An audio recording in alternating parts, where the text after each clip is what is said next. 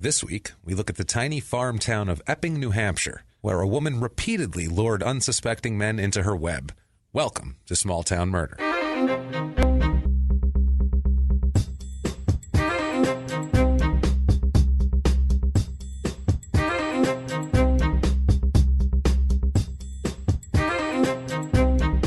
Hello, and welcome back to Small Town Murder. Yay! Oh, yay, yay, yay. Yay, yay, yay. From the top of the mountains, My name is James Pietragallo. I'm here with my co-host. I am Jimmy Whisman. Thank you, folks, so much for joining us this week. No doubt. We are jacked and pumped, and we can't wait to get into some murder. We are going to shut up and give you murder. Before we get started, I want to make a big announcement. Oh, yes. Huge announcement. Ridiculously right here. big. December the 14th. We teased it last week, but we're going to give the whole thing this week. December the 14th. If you're in or around Chicago, Illinois, come see us. See us. We have live shows of Small Town Murder and Crime and Sports. That's right. Crime and Sports is at 7. Small Town Murder is at 10. It's at Lincoln Hall in That's Chicago. Right. December the 14th. You can get your tickets now at lh-st.com. lh-st.com. Or we're going to put a link in the show description. You you bet. can just follow that and not have to worry about the website. But if you want to buy these tickets as you're listening, that's the way to do it right there. You can do that. And we are going to have so much fun. Yes. We're going to have a blast doing the live show. I can't wait. It'll be just like this, except we're going to mix in some visuals and we'll make it a good time. We're going to do some interesting stuff. It's going to be a blast. Rubber balls on that chrome bean. Yeah, that too. Absolutely. That's another thing that we're going to do. Possibly. We'll see. We'll get into that. But yeah, get your tickets for that. Cannot wait for that. Chicago, we are coming.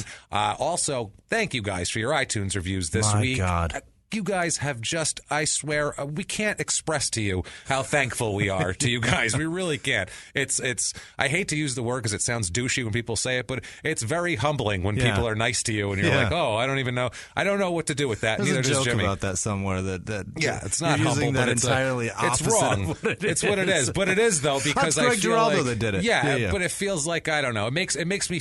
When you're nice to me, it makes me feel like I don't deserve it twice as much. So that's why I think where we're coming from. Yeah, just like you're being a dick. You're patronizing me. That's right. exactly what you're sure doing. You like it. Sure you gave us 5 stars. Sure you do. But if you do like the show, please get on iTunes and give us 5 stars if you have not done that already. It helps us so much on the business end. iTunes has a funky algorithm, and it's listens, and it's this, and it's that, and it's those iTunes reviews weigh heavily. So if you can get on there, give us 5 stars. It doesn't matter what you say. Tell us what you're going to be for Halloween. We're happy with that. That's terrific. We'll go, great. They're going to be Boba Fett for Halloween. Great. Wonderful. Pulled that out of my ass because that's what my son's going to be. So you guys can do that. That would be wonderful. If you are one of these people who are just our heroes and you want to do more, like a lot of you goddamn heroes do, you can get on patreon.com/crimeinsports. That's our other podcast that you should be listening to as well. You don't have to like sports to like it. No. You can make a donation to us there, and I can't. 2 more appreciative guys do not exist. I'll tell you that right now. I've never met them. No, they definitely don't. Every dime is so appreciated. Even if it's $1, people, they're like, I don't want to donate $1. What are they going to do with $1? Dollars add up. They really do help. So surprised. And to us, it's just that you went out of your way to give us $1 is ridiculous, and we can't thank you enough. And if you want to do a one-time donation, you can do that over at PayPal using our email address, which is crimeinsports@gmail.com. And people have given us $1 there, and we're like, thank you. And I'm like, you got to be kidding me. That's me. Amazing. You took all that time, and I'm so you so typed thankful. in your card number and all that, and thank you guys. Honestly, we can't thank you enough for that. We're going to get started here in just a moment, but first, we need to do our disclaimer. Obviously, brutal. Exactly. This is a comedy podcast. We're stand-up comics. We are. We're going to make jokes. There's going to be jokes. Most of the jokes come at the expense of small towns because we're all from a small town that deserves to be made fun of. Bumbling police forces. Maybe we'll pick on a murderer. That sort of thing. We say all the time, our motto here is we are assholes, but we're not scumbags. We are not. We're not. We don't make jokes at the expense of the victims or the victim's family. We really try our hardest not to do that because that's not what we're all about. They've been through enough. They've been through enough. But otherwise, we got to tell you guys, if you're on board now, great. It's not that bad, but we don't want to hear complaining later. If you don't think true crime and comedy have any place together, then unsubscribe right now, See you around. and we'll see you. Have a good day. But yeah, well, like we've said before, it's a liquor store analogy. Sure. If you're going in to rob the liquor store, it doesn't matter if you're the getaway guy out in the car. If somebody shoots someone, you're up for murder now. You got your sawed off with you, Omar. Let's go. So let's go right now, and if one of us sprays a tiny Korean grocer's brains all over the liquor in the back of the counter, you guys are responsible. So no complaining. Let's do this. Let us head up to the northeast of the United States, Jimmy. Let's pack our bags. We're going on a holiday. Let's do it. We are going to Epping, New Hampshire. Okay. Ooh, exciting. Sounds up there cold. in the northeast. It's cold. It's like the far southeast part of the state. Yeah. So it's not up way north by Canada. It's practically Boston. Gotcha. Pretty much. It's down in that region. It's pretty much Boston. It's around. It's I would call it not a suburb, but I feel like they get all the Boston local news stations and all that sort of thing. Like I've been in a Rhode Island before, and they get all the Boston stuff. Really? Yeah, absolutely. Yeah, I mean, Red Rhode Sox Island games shouldn't even put in the effort. They should be like, fuck it. Whatever's closest, we'll broadcast that in. There's not enough room for anything here, so we have nothing here. It is in Rockingham County, zip code 03042, area code 603. But we also have an odd thing here with it. It says that there's a 679 exchange. Oh. What in the fuck does that mean? No fucking idea. I just picture some old operator plugging in, like, with a 50s accent, like, 679 340. You know what I mean? One of those. Rockingham 043. I'll put you right through. And she's got like an auxiliary plug. Yeah, that's what I keep doing. You guys, folks can't see that, but I'm every time I say something in an operator voice, I'm plugging something into that. I'm connecting you to something. So maybe that's what it is. I don't know, and I don't really care at this point. It is a larger town in terms of square mileage. That doesn't reflect in where the people are, but it's 26.2 square miles, which I believe is about the size of Manhattan. That's a decent size area. I wouldn't have any fucking idea, but 20, that's a big area. In terms of land mass, that's one of our bigger ones so far. That's one of the bigger ones, but most of the people are crammed into one area of town. Gotcha. It's not spread out throughout that. And then there's the rural area of town with farms and all that sort of thing, and that's where we're going to be this week. Yeah. Their slogan, they don't have a slogan now that I could find, but their slogan for years was Epping, the center of the universe, which I assume is sarcastic as shit, because it is certainly not the center of the universe. Flat earther designed it and then was like, boy, did we fuck up. There's the center. We did it. Perfect. Moving on. Yeah. Moving on to other forms of science. And then there was a moon landing, and they're like, we should probably take that shit down. Let's stop. This is ridiculous. This is not really the center of the universe. Definitely is not. Let's go with Jupiter maybe at that point. And even it's not even the center of America. It's not even the center of fucking Rhode Island or Delaware. Not at all. Rhode Island, whatever. Delaware. You know where you're going with that. The town was originally part of Exeter, which was one of the 4 original New Hampshire townships. Yeah, is what they did here. Is it the exit or is it the center? Figure it out, fuckers. Exeter. So to encourage settlement, what they would do is give away land to people. That's what they did back in the day. Anyway, we want people here. Well, shit, let's just give them land. People will go where they want. So they basically you get a big plot of woods. I grew up in the wrong era. That would be amazing. Well, wouldn't that be great? You grew up about 350 years too late. Really, is the problem. I guess. I mean, if you wanted to die from a cold and shit in a hole in the middle of the winter, then this would have been great for you. Now, or you grew up then and you fear polio. I'll take non-polio and having to pay for my house. I think it's much better here. In 1741, it was incorporated into a town. Epping was. Became its own thing at that point. Epping was named for Epping, England, is what it was named for. So Rockingham's somewhere in everything too, isn't it? Everything in the Northeast is named after English towns. Which is hilarious that we separated. And they're like, fuck it, let's just name it after everything after that. They didn't want to leave England, those people. They just wanted to practice their weird religion and burn women at the stake for having an opinion and shit like that. They wanted stuff like that, They're like, I don't know about that. So they came over here and they're like, we'll make it just like England, except we can burn people at the stake at will.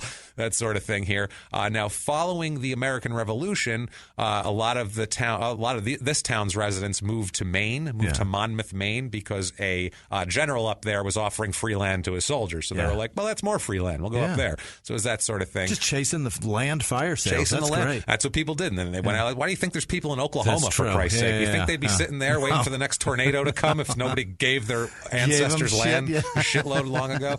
Like, why are we here? Why are we here? Because we have no mortgage. That's why. It was free. We have a mortgage now, but my great lazy ass grandfather decided this is a fine place to set. He just packed up the wagon train and let 7 people die on the way here for his free land. All their little headstones behind. line. My God. When I was a kid, I was obsessed with the Oregon Trail like that, too. And I always thought of that, too. I thought, did people really do that? Fuck yeah, Would they stop did. and put? And they think they did, which is kind of neat. Now they're all in Oklahoma. They all stopped. over the mountains of Tennessee because of That's it. true, yeah. By 1790, this town already had 1,200 people. Okay. So, I mean, we were barely a country over here yet. Like, they were still shit being signed and articles being, ratified and things like that. And there was already 1,200 people in this town. Fascinating. Principal thing here was farming all through the 1800s. Tons of farms. Also, they have a lot of clay here, reserves under the ground. So they're digging up. How'd you like to be a clay farmer? Like That digging up clay? Terrible. That sounds dirty and awful. I'd rather be a diamond miner in Africa. Well, they probably let you keep both arms if you can't get any clay out. So maybe this would be better. But it's still cleaner. It's terrible. Oh, God, yeah, you're going to come out much cleaner. That's the thing. Imagine that sounds horrible. Slipping all over the place on the clay. Awful. They would use, the residents here made bricks with the clay. That was the big industry here, was brick making. Dig up the clay and let's make some bricks. They're not even bricklayers, they're brick makers. Let's slap it together. I picture them making like a mud pie, and they're like, all right, that's good enough. Throw Put that those in your 3 building. holes in it and throw in the pile. Cook that shit. Yeah. All right, good. Put it in the kiln. That's it, man. In 1840, there was a commercial brickyard that opened up here, though, and really blew the whole place up. Forget about it. You get a commercial brickyard in town. Whew, shit gets going. There was railroads all through here, all sorts of railroads crisscrossing and through here. Now, by the 80s, there was no railroads anymore. They stopped coming through there. Now there's just like a thing saying here was the railroad, basically. And they bypassed the whole town, like because the railroad still exists. I mean, they still use it all over just the place. not here. They took these lines out. They just cut apparently. that. Yeah, fuck that Epping place. The Worcester, Nashua, and Rochester railroads, and then there was a Portsmouth and Concord Railroad, and they all kind of. Things got abandoned in the 30s. Gotcha. They first started going in the early 30s, 32, so I figured the Depression probably had something to do with that. That makes sense. Mm-hmm. It sounds right in that time frame. That's what I would think, too. Yeah. They have a big theater there. It's the Letty Center. It's an antique playhouse where they do all sorts of plays and that sort of thing. How many seats is that? I don't know the seating capacity. We should maybe do a live show there. Probably not in Epping. Boston could come up. We're actually, little secret here, we're actually looking into Boston right now. Yes. Boston might be coming soon, guys. So if you're in Boston, wait for us here. Wait for us. We're coming soon. We're coming soon. I want to see where that time capsule is that Paul Revere buried. They just dug one up that That's he cool buried. shit. That's badass. That I would like to see that. Not a lot of people here. The famous people from the town, you try to find some of them here. It's a lot of senator of New Hampshire in the 1800s. Shit. People you would know, the 36th governor of New Hampshire from the 1800s. He's got to come from somewhere. The only cool thing I found was Carl Stearns Clancy was the first person to circumnavigate the globe on a motorcycle. I don't know how the fuck you do that. Yeah, that doesn't make impressive. any sense. That is impressive. That is the most impressive feat I've ever heard of, honestly. How did he build a nautical motorcycle? He's amazing, this guy. Incredible. He's like, how the shit do you do that? I understand it's from land to land, but that's not circumnavigating the globe. No. Most of the globe is water. Right. You've circumnavigated a portion of the globe, You've circumnavigated the fucking land on the globe. That's pretty much it. And by the way, I hate anything with the word circum in the beginning of it. So, Let's not do that it sounds ever again. painful. Yeah. Very painful, the whole thing here. People in this town, population is 6,835, which is actually up about a third, 32% since 1990. What in the shit is happening? I don't know. People are moving there. I think it's like everywhere back east. Like where I'm from got a lot more crowded. It's about an hour north of New York City. It got very crowded around that time. That was the time when cities back east got really expensive. And people started fleeing toward the suburbs. And I think that's probably what you got. A bunch of people from Boston going, hey, that's a nice town with cheap shit. Let's go there. It's a housing bubble. That's what that is. Yeah, that's the other thing. Yeah. Median age in this town, a few years older than usual. It's 37.4 is our average. Up here, we're about 41.6. Okay. Male, female populations are pretty normal. A lot of married people here. Really? More than normal. 63% of the population is married. It's usually 50-50. Yeah. So that's odd. I don't know. I don't know. I guess when you're on a farm, when you're making clay bricks, you stay together. Yeah. People who make clay bricks together stay together, from what I understand. That's just what I've heard. I think there's an old country song by that name. A lot of couples like to go to those fucking pot factories and go paint shit together. It's craft. It's the pottery. They're crafting, Jimmy. Yeah, they're that crafting. pottery That's holds the shit problem. together. Divorce rate here is about normal. There's a few less, single with children people wandering around here. So you either get married and stay married, or you get knocked up husband and Either you don't way, get you're married. having kids. Either way, there's some damn kids here coming out in this town. The race of the town, very, very white town, You bet. which New Hampshire, it's known for it. It's very white there. It's not anybody else has really made their way up there. 96.57% white. Holy which is shit. pretty much this town is. You could put this town and a bar of Ivory soap next to each other and go which one is whiter and more pure white. And you go, I'm not sure. I can't tell. I dare you. I cannot tell. And a gallon of whole milk. Yeah, exactly. Which pick the whitest. Pick the white shoes and some Elmer's glue. Yeah. The Hispanic population here, 0.0% black, 0.0% Asian. We don't want any damn restaurants in this. I'll go to Boston if I want Chinese food. Fucking want nothing here. The way it's working. Hispanic population, 0.15%. Jesus. There's like 3 guys, probably. For real. 2 guys. You know, that's it. That's nobody else. The religion here, normally it's about 50-50, like we say. 39% of the people here identify as religious. Yeah. Most of them are Catholic, obviously. Yeah. Catholics, the Baptists of the North. You bet. We know it. So goddamn funny. In this region, there is tons of Catholics, obviously, here. Nothing else really to speak of in terms of different religions. Yeah. We do have 0.32% Jewish. What? So a couple of Jewish people. Maybe there'll be less violence. We'll see. I know the story, so I'm going to say not. 0.0% Muslim, which is to be expected up there. The politically, it's almost even, which is kind of New Hampshire's a toss-up state most of the time. 47% Democrat, about 52% Republican at the time of this. Yeah, and that's for this town, and it's always a flip. I always picture that area just being overrun with Kennedys and Kennedy supporters, and I'm always shocked. Well, it's rural. I get it, but I'm always still shocked to hear that one person's a Republican. Up there, it's rural up there, and they're also very anti the city up there. Whether you're Vermont, New Hampshire, it's like, well, scumbags down in Boston. Right. They don't know why those they're saying damn liberals that. in Boston. Or not even that. Just they're down there fucking each other, and there's having illegitimate children left and right. I feel like they're judgmental. Supporting up there. the gays and all that shit. All that shit. That weird stuff. Unemployment rate here, it's less than 3%. Okay. Which is good. That's not bad for a town here. Good job growth, that sort of thing. It's way better than national average. Isn't the national average like 7 or 6? It's 5.2 is the national average. Right. But still, that's a couple percent better. That's not bad at all. Great.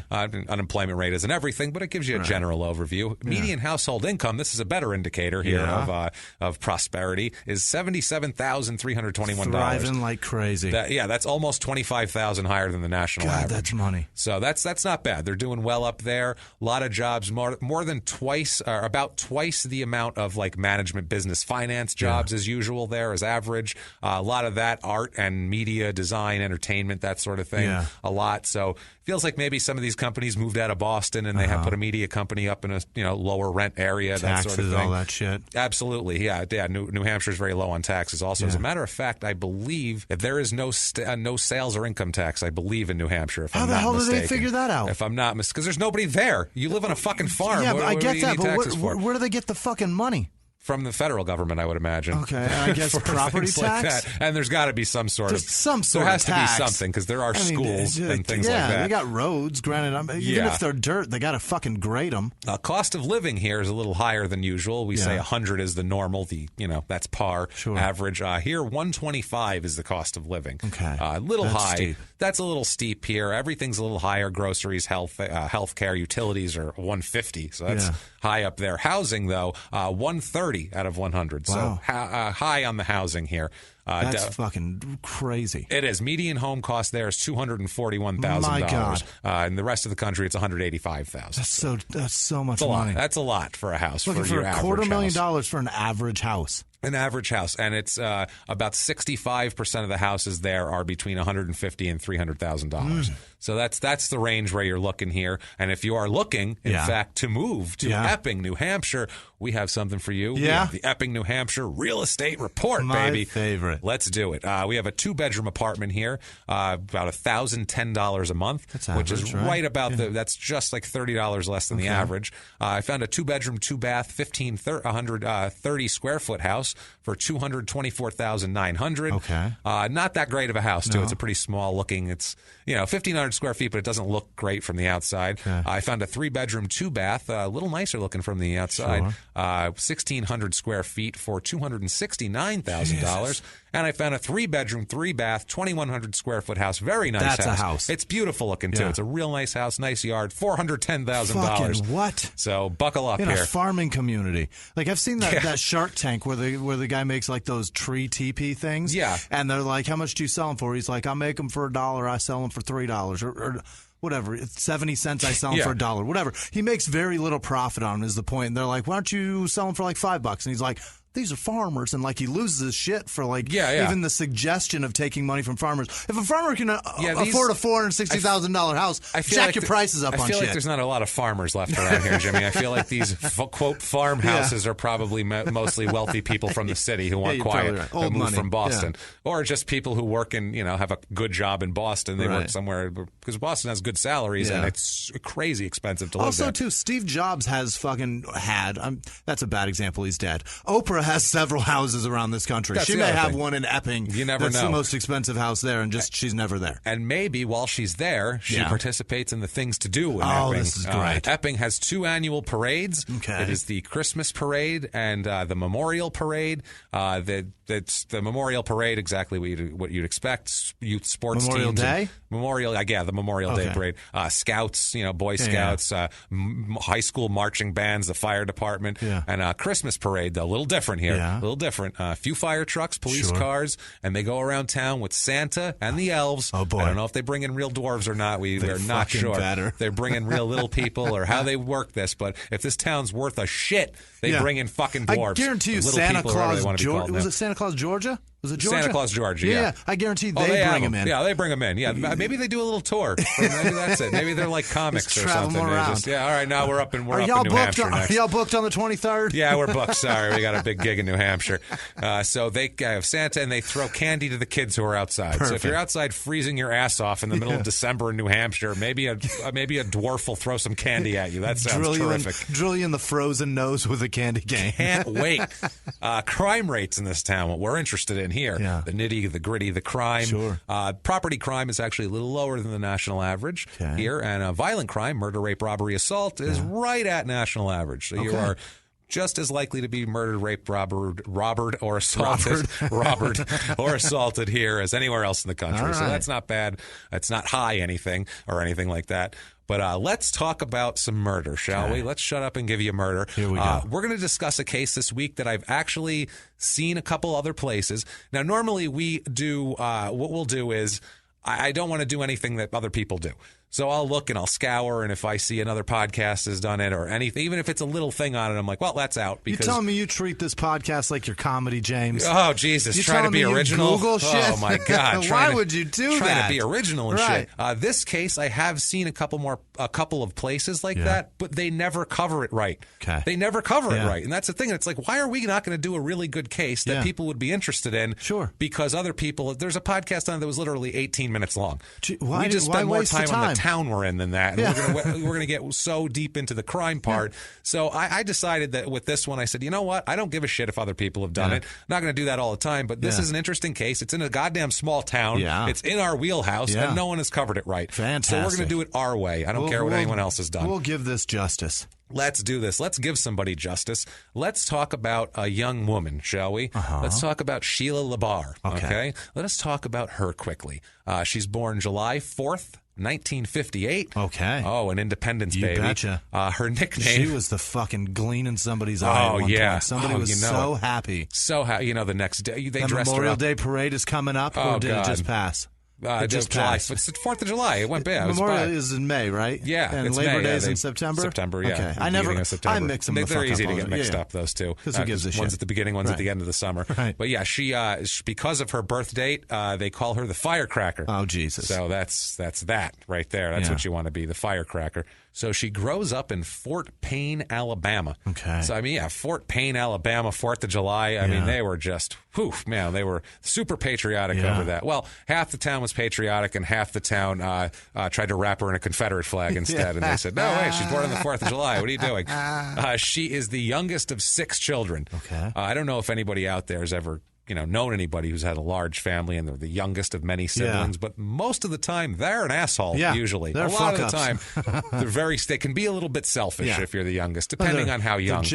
It's either one of two things: they're either spoiled beyond belief by their parents, or they're just like, I've got five others. You're on your fucking own. Yeah, they're just ignored. Yeah, it's one of those things. It's never like right in the middle and like just loved perfectly. Yeah, exactly. They're either completely discarded or like the favorite. Yeah, no, it's the truth. It's 100% true, and that leads to weird psychological things, I feel like, with these people. Both ways, goddammit. Absolutely. Both of these people, her parents were married, so there wasn't any weird family thing, anything like that. As a child, she had some weird issues, had some weird things with animals, and we'll get into that more. But she's got some weird obsessions with animals and killing animals and caring for animals, and it's really creepy. She's a creepy breaking woman. bones and resetting them to break them again? Not that creepy, because most of her things are with rabbits. Yeah. So anything you do to a rabbit is not nearly as creepy as snapping a teenage boy's legs and then setting them and snapping them again, like happened in Baraboo, Wisconsin. Hilarious. She had a very tough childhood,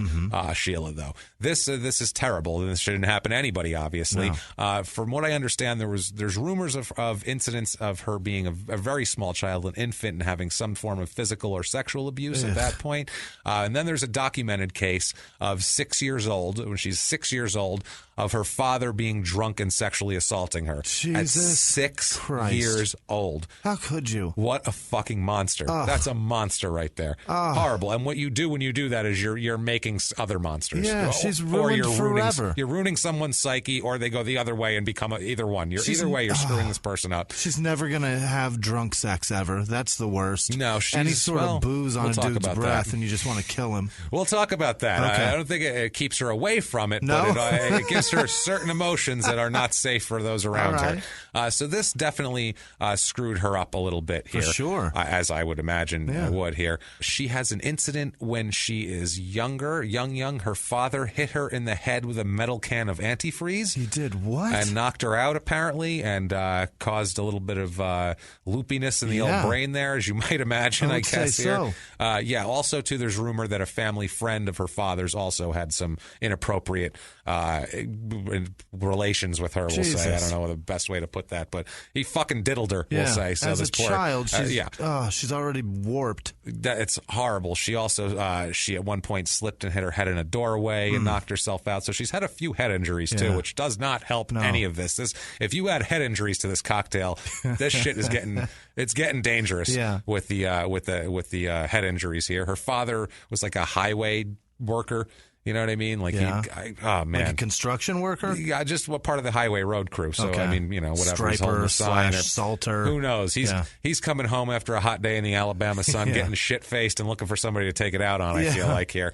She graduated high school in 1976 from Fort Payne High School down there. So that's good for her, I guess. You got to, It's a start. It's a start. She finished something.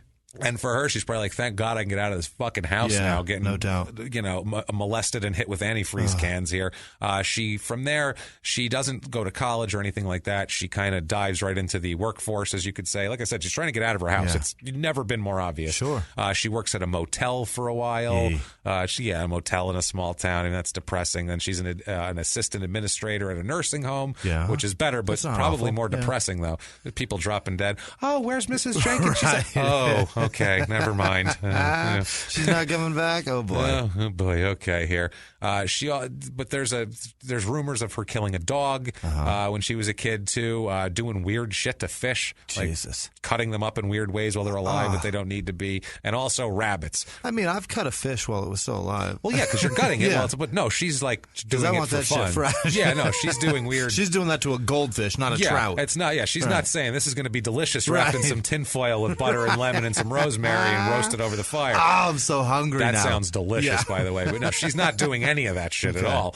She also has a huge obsession with rabbits that we're going to get into because she's so fucking weird with the rabbits. So creepy. She likes drugs a bit too. Yeah. She likes pills. She likes weed. She likes Valium. Yeah, she likes some shit. You know what I mean? During the 1981 year, she has a suicide attempt, which isn't great.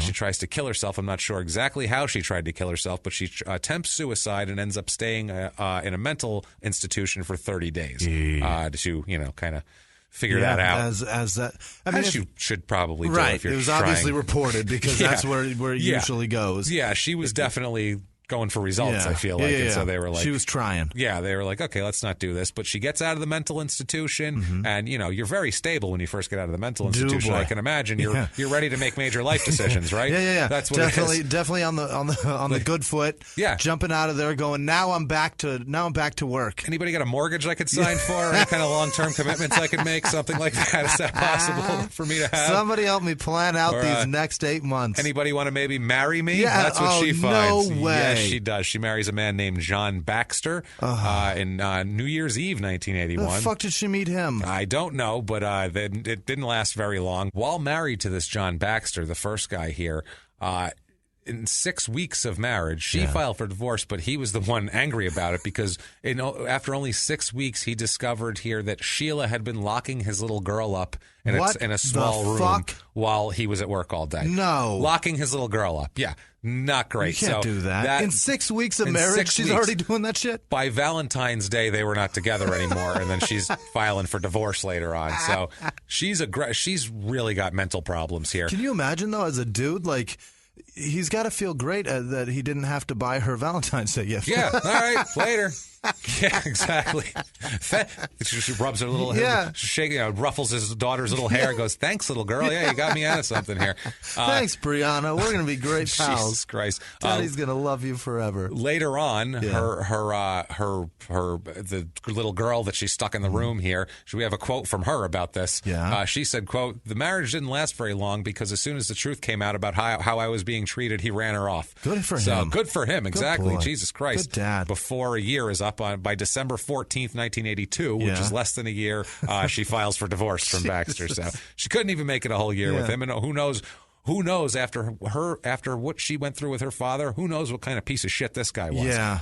She's just latching onto somebody to love her. And a lot of times if you have that happen to you as a child like that, you're either going to get the same thing as your dad or you're going to get somebody completely meek that you can control. Yeah. And she starts out, I believe, with the like my dad type, and we'll figure out what she finds later on. She sits down in a bar and she tells him, "I just got out of the nut farm," and he's like, "Here's an easy one to bang." That's perfect. She's going to find the abusers now, and then later on she is going to find people that she can control a little bit. And we'll talk about that.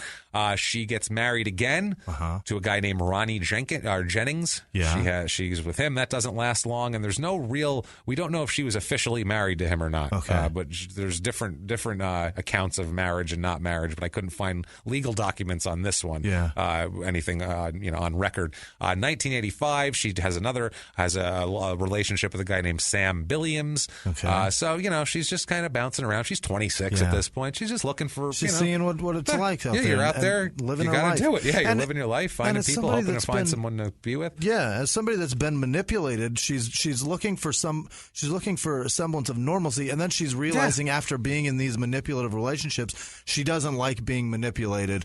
She wants to be the one manipulating. That's what it is here. She's like, I'm going to show these people. The Ronnie Jennings fellow, too, that she had a little deal with here, he put it in his words here. He said, quote, "She's just plain crazy, to put it bluntly. Sheila didn't care about anyone. She just wanted everything her way." So he said that she often turned violent with her mood swings, and that is going to keep coming in.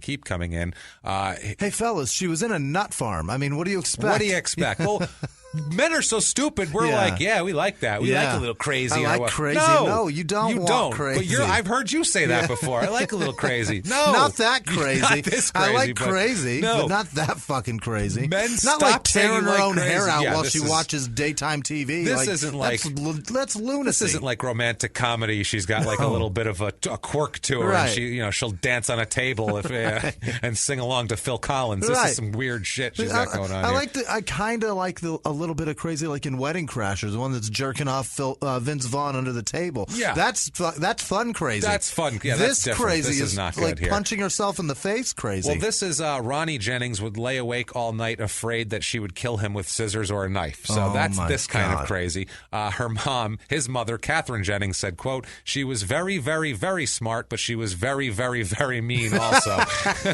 Yeah, that sounds about right. That's a lot of varies. So what she does here is LeBar, she finds a personal ad. She's always looking for personal ads and chat lines we're going to get into. She's looking for, as people do, and in the 80s there wasn't really, you couldn't go on Tinder or Match.com or anything. It was either go to the bar or answer a personal ad. Those were your options. She finds a personal ad from Wilford J. LeBar. Bill, he goes by. He is a well-known, and he's a chiropractor. Yeah. And he's like, the town knows him very well. He made a lot of money. Yeah. He has a nice big house. He's a Wilford, for God's sake. Yeah, he does well. Money. He's moving pieces of your spine around. He better have goddamn money. This is in 1987 she finds this. He's recently widowed, too. Recently widowed, has a bunch of money, much, much older than her. Yeah. And, she said, this sounds like a good deal. How much older? I believe he is a good 30 years older than her. I'm sorry, 25 years older than her, if I'm not mistaken. All right. Which is a good amount. So she comes up there, and she basically, they have a younger woman comes up, and everybody later on, they always describe her as sexy, and she's like crazy and sexy like guys like. You know what I mean? That's the thing. What this guy's looking for. That's what he's looking for. He's looking 25 years older. His wife just died. I want somebody that fucks like mad. Yeah. He's going to be expecting some wild shit here. Shit that him and his wife probably didn't do. I would imagine, Pinky especially in the ass or some shit. Yeah, especially while she was old and sick. Yeah. I assume when she died. So it didn't She's dead. happen. She's not, and it's not like they got a divorce and like she's going to come around and he's not spitefully banging this chick. He's just like, listen, that one's over. I'm going to do something entirely different, so much different that I'm going to get something crazy. Well, what she does, they have a little romance, and what she does is she just inserts himself into herself, into his life. Yeah, she puts himself herself. What are you doing? She puts herself into his life. Yeah, okay. She lives in an apartment above his office. Yeah. Then she moves into the farm, and off the farm that he has a big giant farm worth $1 million. Yeah. It's a nice farm. She just basically takes over his office as like the office manager. She takes over his house. She does all this type of shit. Her kids are pissed. His kids are pissed. Yeah. Laura Malisi is his one kid. Yeah. We're going to hear about her a lot. And she said she didn't trust this woman right away and didn't like her. Also, she's trying to take my inheritance, I think, is another thing here. So she lived in the farm for a while. They don't get married, but she takes his last name. I don't understand why. I feel like that might have been, I don't know, to get more... I don't even know. I can't imagine for the town to respect her more because she's married to the I can't even think of a logical reason of doing that other than like proving to him that she loves him so much that I guess I'll take your last name even if you don't propose. Like, that's like really inserting yourself though. And she just keeps it there too because I mean like forever. Well, she's there for years. Yeah, she's there for years. She's there from 87. Now we go up to. I'm going to talk right now about 1995. Jesus, she's still around. 8 years. She's still controlling shit in his life. She lives above his office, and she, like I said, she's controlling his business. She has a lot of control over shit. She hates that daughter so much. Oh, you know she hates that daughter. Those two, and they get nice to see you. Yeah, they're real. She's like carving a turkey at Christmas, and the daughter comes in and she's like, "How's my dad?" And she's like making motions of blowing him behind his back. He loves that. He loves it. He takes out his checkbook every time I unzip his pants. Let me tell you something right now. And rubbing it right in her face. Yeah. Here's something you can't do to get more inheritance. I'm going to blow your dad. Have that. Can you do that? I didn't think so. So 1995, she finds somebody else to marry. Oh, boy. She keeps LeBar as her name, and she still hangs around the farm a lot and still controls his office and all that sort of thing. Yeah. She's still keeping her she thinks I am going to get that inheritance someday. Yeah. I might have to marry people from Jamaica, which is what she does here. What? She marries a Jamaican native named Wayne Ennis in 1995. Okay. Big shocker. Not a real happy, blissful relationship. There's complaints filed in court. She claims that he tried to force her car off the road and then punched Sheila in the head and kicked her, is what she claims. But I'm not sure I believe this. And normally you say domestic violence, and I go, well, shit, I'm all ears. You know what I mean? I want people. What'd he do to her? What happened? What'd he do to her? But here, I'm gonna have to side with Ennis on this one here. Right out of the gate, he wasn't in a mental institution. No. She was. No. Like that kind of alludes to she's probably the instigator of this shit. And she got him for a specific reason, and let's find out what I believe this reason might be. Apparently, there was. They were both living on the farm too. Okay. This is her and her Jamaican husband are living on his farm, which is super weird. And she's got the dude's last name. She's got the dude's last name while she's married to this guy and living at his house. It's super strange. Oh, Christ. One night in 1996, Sheila asks Wayne Ennis if they can go for a drive around the back roads and just, clear my head here. A little country night. Yeah, it's a nice little drive, and he's thinking, hey, this is good. Maybe I'll get blown in under the moonlight. You know what I mean? This is going to be great here. Some roadhead with the sunroof open. Oh, man, the stars. Imagine the stars up there in farm country. Beautiful, beautiful times. She instead of any of that, Sheila told Ennis that she wished a horse would kick Wilfred LeBar in the head and kill him, and she thought of strangling him, but she said instead, I'd like you to kill him, please, Wayne. She asked what? She asked Wayne to do it. Sweet Pete. He said, I'd like to do it myself, but you know how things are. It looks bad with me. I'd like to get Trigger to do it while he's changing her shoes. But, or you can just do it. Maybe you can just walk up behind him. And we live in New Hampshire, and there's tons of black people up here, as we made mention of, so you won't stick out like a sore thumb and get arrested right away or anything. It'll be fine. Jesus Christ, this lady's a fucking... And this poor guy's a nice guy. Yeah. He said, quote, I did not want to say no and have her turn on me. Yeah. When she is like that, I don't trust her. I hesitate. It just can't come out. I can't do that. I'm not a murderer, and Dr. LeBar is like a father to me. You mean he loved the guy. He had a hard time telling a crazy bitch no? Well, it's so she funny. Just propositioned him to murder somebody. Yeah. Now, if he says no, now she's going to go find somebody to kill him because he knows. That's what he said. That's what he said. I don't trust her. No. He said, I don't want to have her turn on me. Yeah. That's the thing. It's like, at least if I'm on the inside, she's not trying to kill me. And he's such a nice guy. He said, I'm not a murderer, and Dr. LeBar's like a father to me. Like, I don't kill anyone, especially not a guy I like. You know what I mean? We live at his fucking house. Yeah, what are we talking about here? She files for divorce from Ennis at that point. On grounds of, he won't help me murder. Her, the way she put it was that he's an abuser and all of that. She got a restraining order on him. Wow. And he denies all of this. He said that she hit him, she shoved him, she fired guns at him. Yeah. She fired guns at him and other people. She would not refuse to let him use the telephone. She burned his clothes, and she would make him sleep outside sometimes during the winter. Crazy bitch. Just to do it. And then she's like, oh, you'll put up with all that, but you won't kill a guy who's nice to you, and we live here? Fuck you. You're out. I'm going to file charges against you. She's just like that typical woman that'll just burn your shit. And not a typical woman. Guns. She's like not a typical real woman. She's like a typical woman from a song. Yeah, from like a 90s, from like a 90s. Like a stereotypical like an scorn Offspring woman. song or something, like a Blink 182 song. Like that's what it is. You asked me to kill a doctor. However bullshit. Something poppy and upbeat talking about killing doctors. So Wayne, Travis Parker back there on drums. Wayne said, quote, she had a handgun with her all the time. She points the gun at me and shoots over my head and told me she's going to send me back to Jamaica in a box. Why doesn't he carry a gun? Sweet Pete, that's fucking... This poor guy, too. He said, quote, I was ashamed to let anyone know I was living like this in America. Because that's why she picked him, because he wouldn't do that. Now she knows. In the beginning, she was picking people who wouldn't put up with her shit. Right. She's like, I need weaker people. I need people that will put up with my shit and let me fire guns over their goddamn head. He said, quote, she would rip her clothes off and strike herself, and then she would smile at me and call the police. She said the court is not going to believe... And don't get fucking mad at me. There's a goddamn quote. She said, the court is not going to believe a black Negro over a white American woman. That's what he said. You redundant bitch. Fucking yeah, that was really unnecessary. But I think she wanted to stick the word in there. You picked one word, you dumb bitch. She wanted to stick that in there. She wanted to say something worse. She said it long, too. She said Negro, I feel like that, like a real asshole, you know what I mean? Totally. He said that the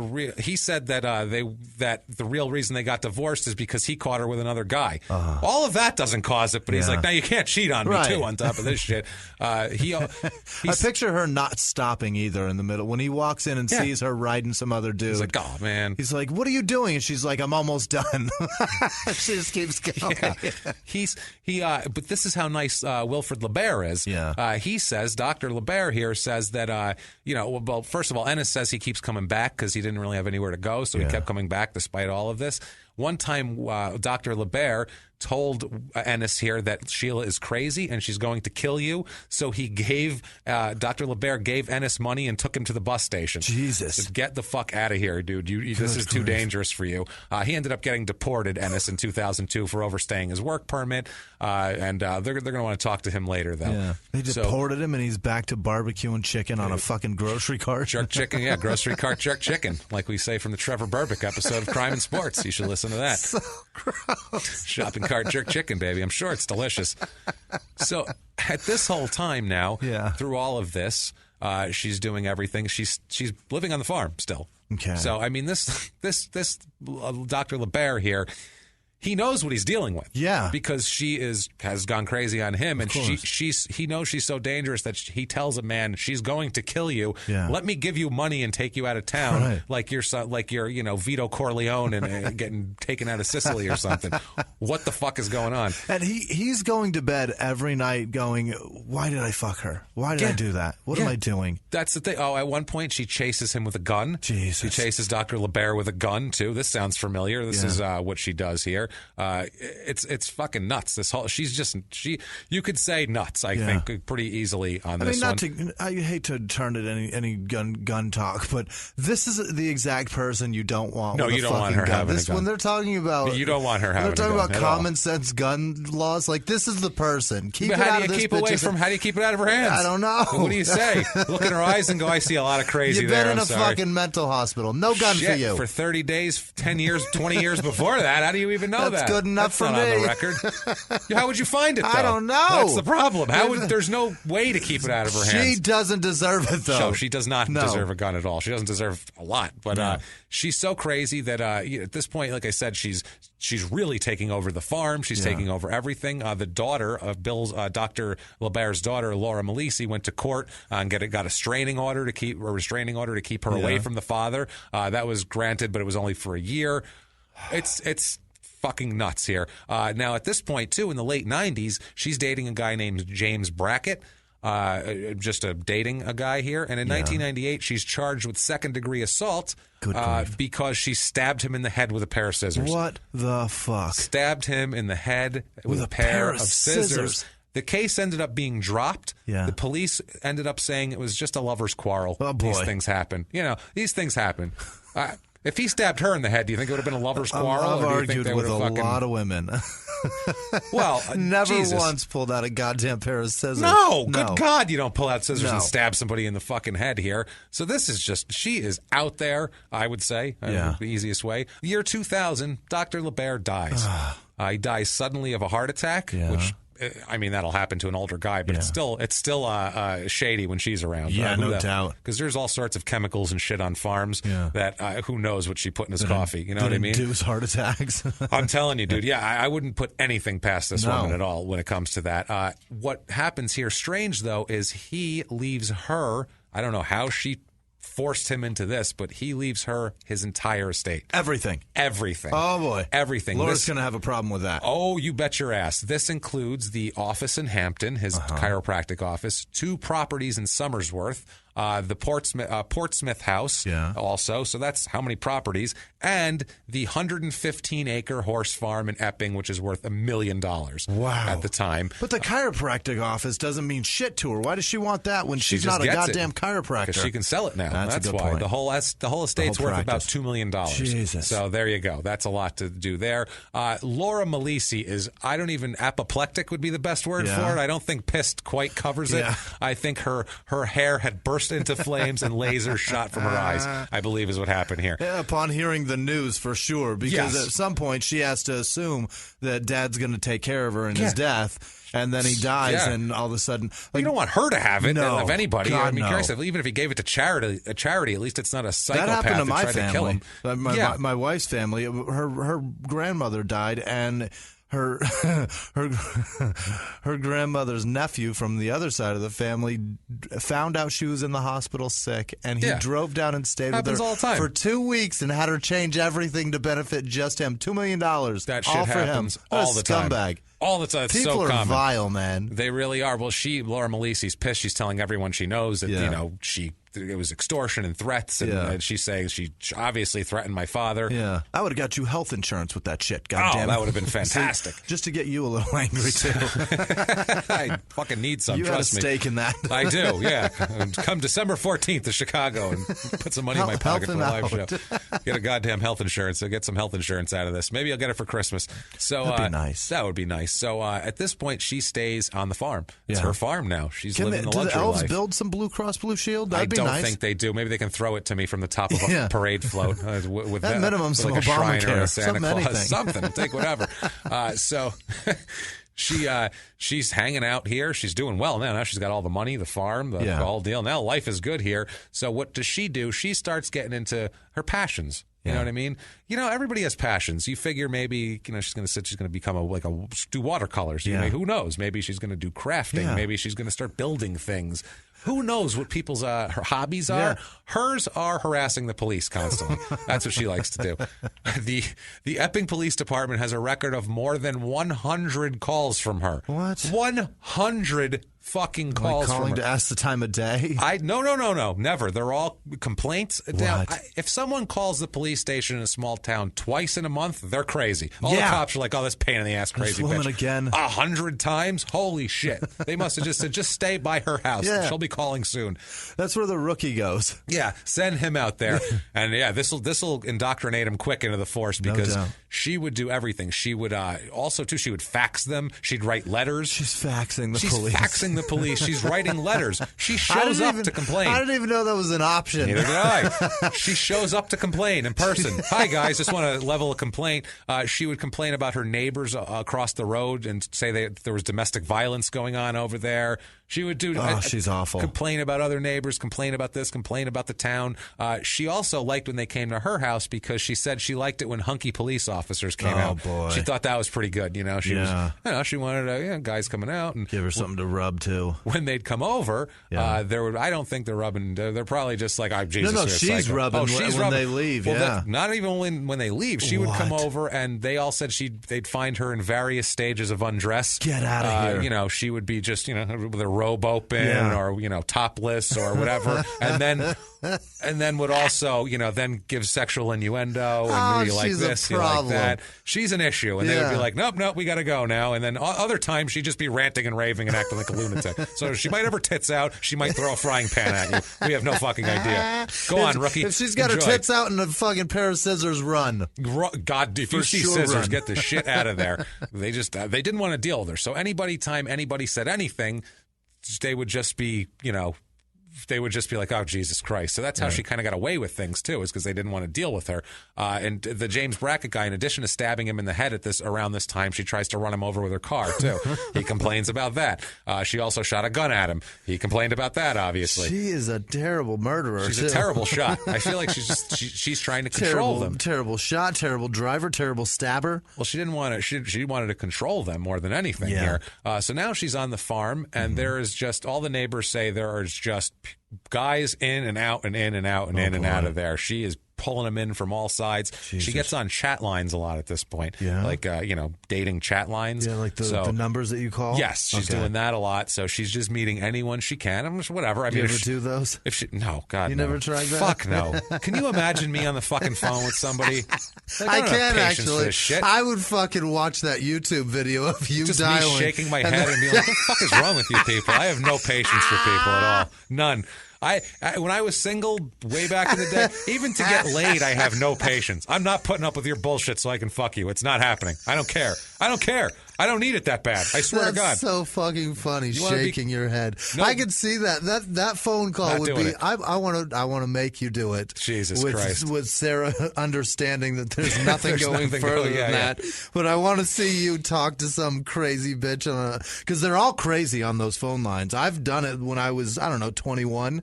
They're all lunatics. They're sitting on a goddamn phone. Everyone of every gender is crazy. Those on there, women are nuts. I'm sure the guys aren't much of a prize either. I mean, let's not blame this on the women.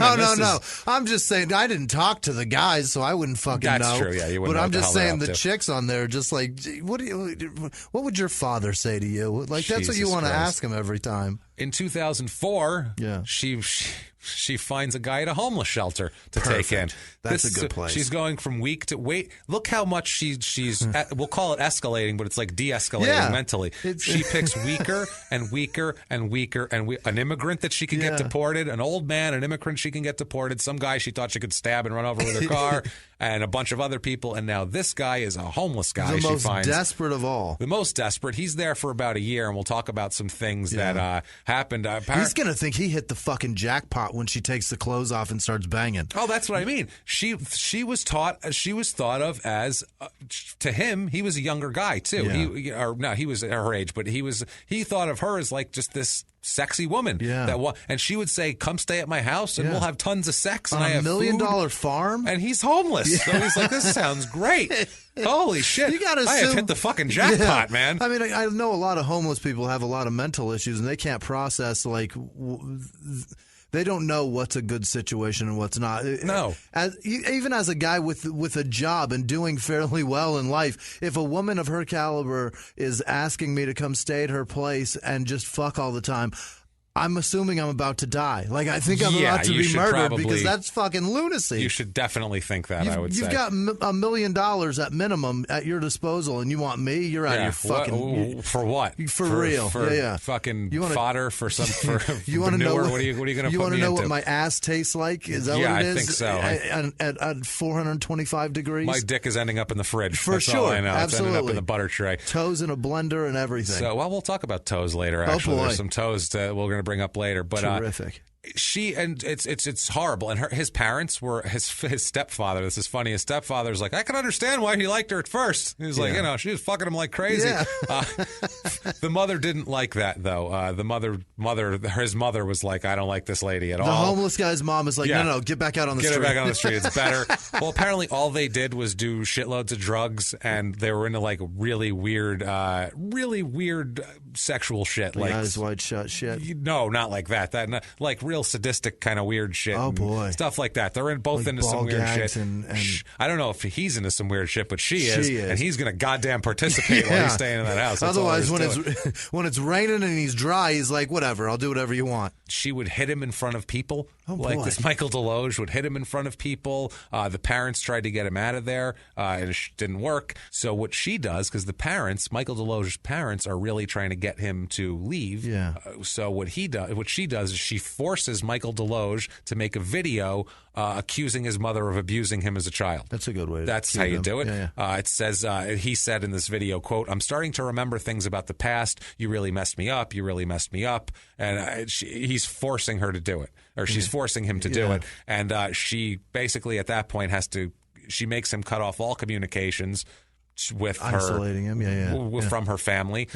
She gets worse after that. Obviously, at one point, a neighbor watches Deloge limping down. This is in the snow. He's limping down a dirt road with leading to her house with a blood trail behind her. Jesus. Behind him, he's bleeding. He's bleeding. His ear had been sliced half off. Holy Christ! And he passes by the neighbor and just says to him, "Sheila," and keeps going.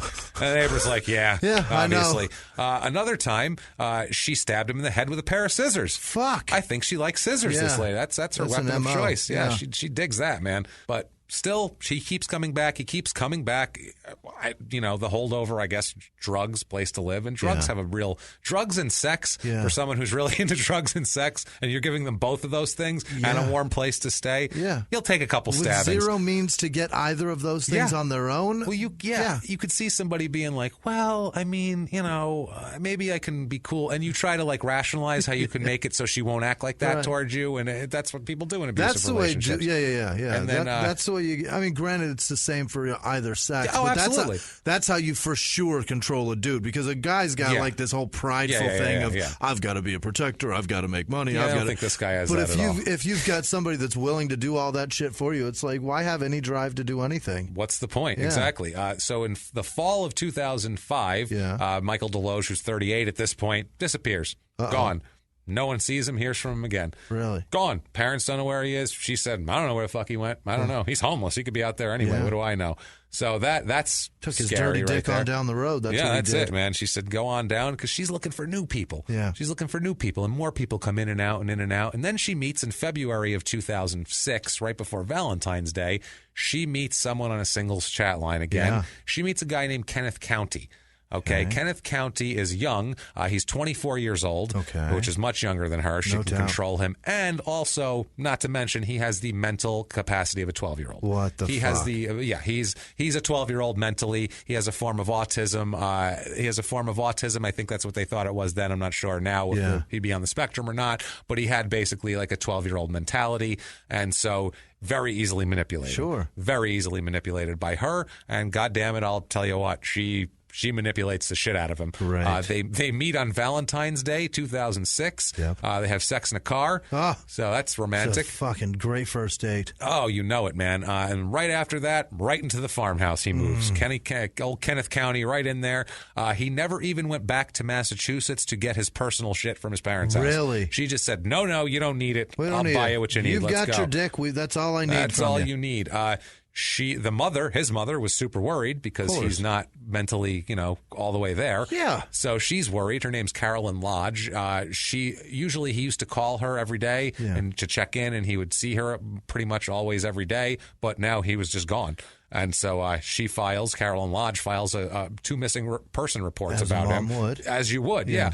She files it on, so first one's on February 24th, which is 10 days after they've met. Yeah. They're already doing that. So the family ends up, they're calling, they're filing missing persons reports. They're 10 talking days to, after he left the house. Epping police because he just disappeared. Yeah. I mean, which isn't illegal for an adult, but when he says he's got diminished mental capacity and things like that, it's like, okay, let's start talking about this, especially when she tells the Epping police who he's with. They're like, oh, Jesus. Oh, fuck. Oh, boy. This poor guy here. They said that she'd been... You think that they were like... Oh, boy. Here we go. They were like... Brace yourself, Mom, because his dick has probably already been fucked off. That's been fucked off. But the good news is he's probably stabbed in the head with scissors, so there's that. He's got a permanent smile that's got a knife carved in it. Cut in it. That's crazy talk. So police... they have to have warned her, right? Who knows? As a cop, I don't know if they could or not. I don't know if they. Honestly, I don't know if they'd want to get involved or if they. Because, they don't know the situation. They're just like, here we go, another one. No, they want away from her. They don't want to deal with her. That's the thing. Is it their Countless responsibility times. to warn the mom that their son that has diminished mental capacity is now involved with somebody that faxes them shit?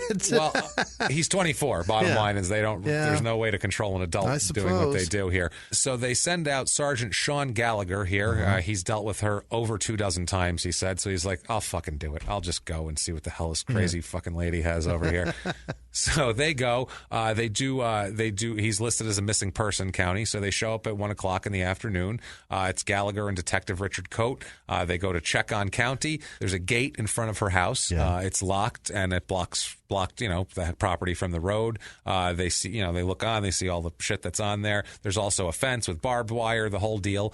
So they park their cruiser outside of the gate and they climb through the gate's rungs to get in there because they're investigating a missing person. So they're going to go see if he's there. They're breaking into Shawshank. Yeah, they go up to the door and they see Sheila in there and they talk to her through the window. The Gallagher says, "Hey, is Kenneth County in there?" And she says, "No." And so the Gallagher says, well, there's a report, a missing persons report, and we need to know if he's here or not. So is he there? And she goes, okay, yeah, he's here. Like right away, I'm like, okay, she's fucking nuts. So Gallagher says, well, can we see him and check on him maybe? Like how many, let's just go through every step of this here. She said, no, don't think so. She said, no, he's naked in the bathtub. You can't see that. And then she just left and walked away. Wow. And they're like, okay. And they're just supposed to accept that? I guess they can. No, they're there. They have to check on him to make sure he's okay. They have to make contact. They have to find out if he's there. So they're trying to find out. She said, yeah, he's in the bathtub. He could be dismembered in there for all they know, especially with this fucking lady. And that scissors sticking out of his forehead. That's not lying if all those parts are in the tub. Yeah, he is naked and in the tub. I did not say. I did not give you. He was breathing. Yeah, that's not part of it. That's not what you asked. I didn't say all the blood blood was in his body that he originally had to start with. That's not what I said here. So anyway, after a minute, she changes her mind and just brings him out. And I think she figured they're not going away until they see him. It's kind of their job. This is a problem now. So she says, here he is. The officer said that he looked fine, and he said that he was there of his own free will, so they left. He's an adult. What the hell are they going to do? They can't keep a fucking guy. They can't do anything. So a couple days later, she lets a couple days go by, then says, you know what? Fuck them. I'm pissed. So what she does is she starts making phone calls to Officer Gallagher, saying that the police had no right to even come on her property. I want a report. I want a copy of that report that says he's a missing person. I will sue anyone who steps foot on my property again. This is bullshit. Blah, blah, blah, blah, blah. Unfucking believable, okay? Yeah. So they're like, oh boy, Jesus Christ, stay away from this crazy nut. So they stay away. Yeah. They let, he's there. They let him do their thing. March 17th, 2006, they're at Walmart, okay?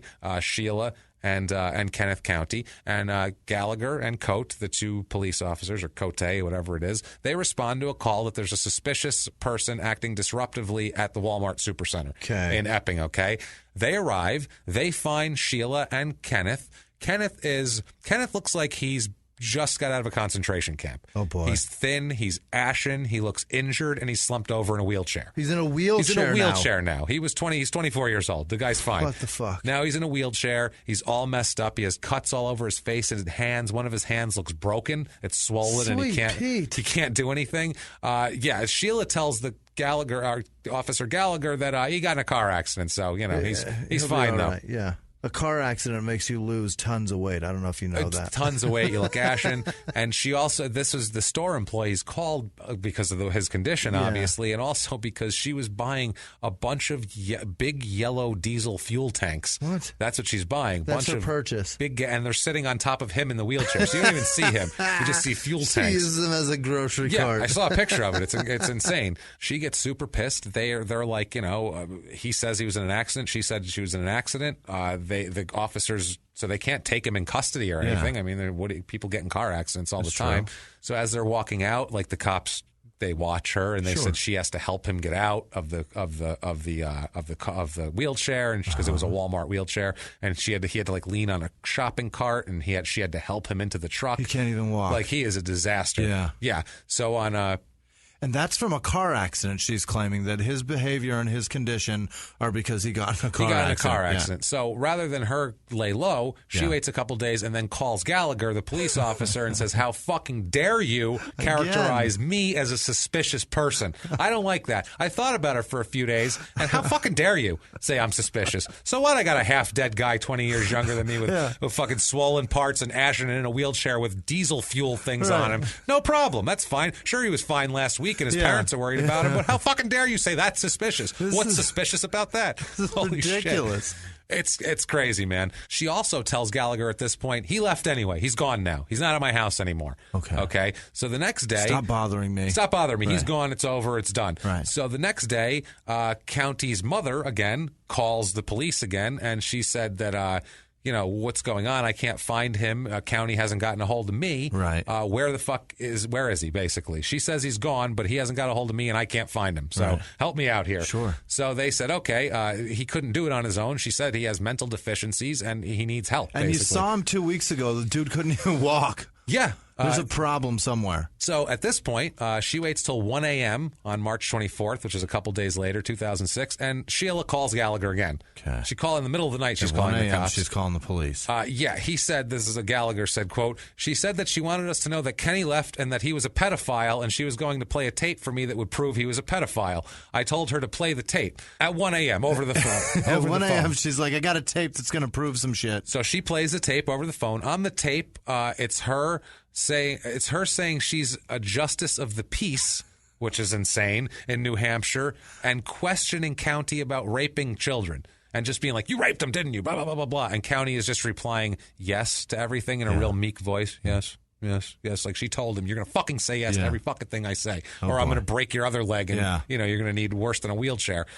So he obviously the detective is like, this seems a little shady. Yeah, the seems a smidge coerced. At the end of the tape, he can hear a heaving sound, and you hear Sheila yelling at County to stop faking that he was throwing up.